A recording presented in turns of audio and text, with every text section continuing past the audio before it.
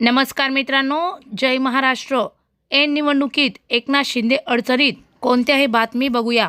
शिवसेना उभाटाच्या उपनेत्या सुषमा अंधारे यांनी उपमुख्यमंत्री एकनाथ शिंदे यांच्या सख्ख्या भावाच्या नावाने सातारा जिल्ह्यातील ड्रग्ज प्रकरणात खळबळजनक आरोप केले आहेत। सातारा जिल्ह्यातील जावळी तालुक्यातील सावरी गावात मुंबई क्राईम ब्रांचने 13 डिसेंबर रोजी छापा टाकून मेफ्रोड्रोन ड्रग्जची निर्मिती करणारी युनिट उद्ध्वस्त केली होती।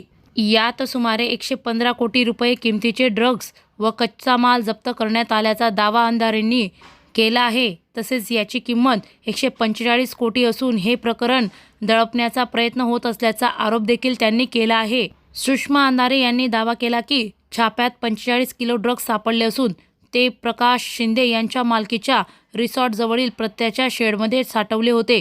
प्रकाश शिंदे हे एकनाथ शिंदे यांचे सख्खे भाऊ असून त्यांनी 2017 मध्ये ठाण्यातून नगरसेवक पदाची निवडणूक लढवली होती। रिसॉर्टचे नाव हॉटेल तेजयश असून ते प्रकाश शिंदे यांच्या मुलाच्या नावाने आहे।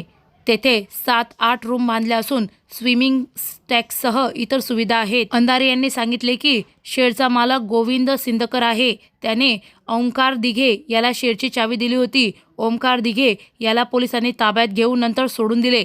तिथे राहणाऱ्या व्यक्तींना जेवण प्रकाश शिंदे यांच्या हॉटेलमधून येत होते। या 3 जणांची नावे FIR मध्ये का नाहीत? FIR ऑनलाईन का दिसत नाहीत? सातारा पोलीस अधीक्षक तुषार दोशी यांनी माहिती लपवली असल्याचा खळबळजनक आरोप अंधारे यांनी व्यक्त केला आहे। त्यामुळे पुन्हा एकदा एकनाथ शिंदे ऐन निवडणुकीच्या वेळी अडचणीत सापडले।